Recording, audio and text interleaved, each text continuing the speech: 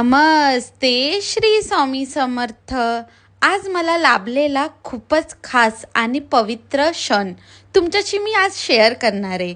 श्री स्वामी समर्थ पादुका अभिषेक बद्दल.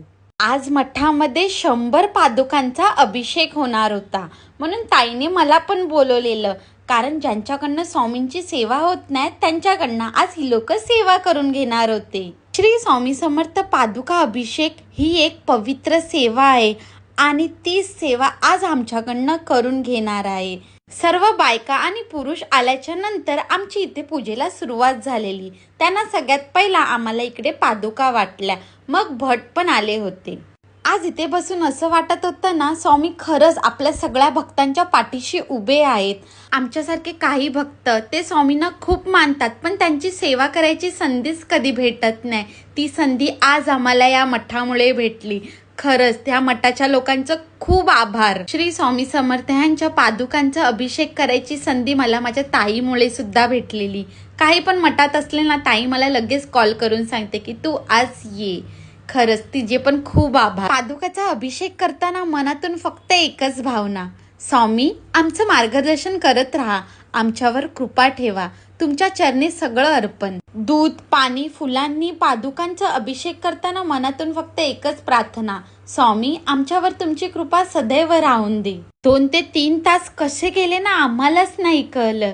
या पादुकासमोर बसल्यावर मनात एक वेगळंच समाधान आणि शांत वाटत होतं.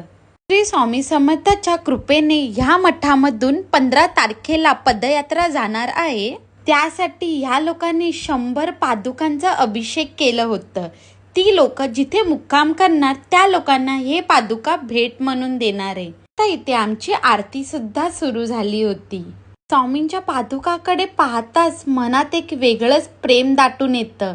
ते प्रेम शब्दात सांगताच येणार नाही, ते फक्त अनुभवता येतं. आज मला स्वामींच्या पादुकांचा अभिषेक करण्याचा योग आला आणि तो क्षण माझ्यासाठी खूपच मोठा आणि आयुष्यभर लक्षात राहणारा होता.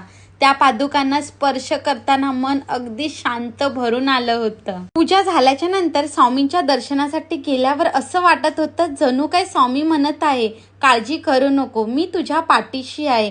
नंतर आम्ही भटांना दक्षिणा देऊन तिथून निघालेलो. या मठामधून पदयात्रा जाणार आहे म्हणून इकडे पावती पण फाडली जात होती. मठामधून निघाल्याच्या नंतर आता आम्ही ताईच्या घरी आलेलो.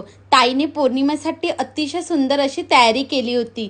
घरात देवाची पूजा मांडली होती. पूजा झाल्याच्या नंतर ताईने इकडे देवाला नैवेद्य दाखवला होता. चला भेटूया नेक्स्ट ब्लॉग मध्ये. तोपर्यंत तुम्हाला बाय. श्री स्वामी समर्थ.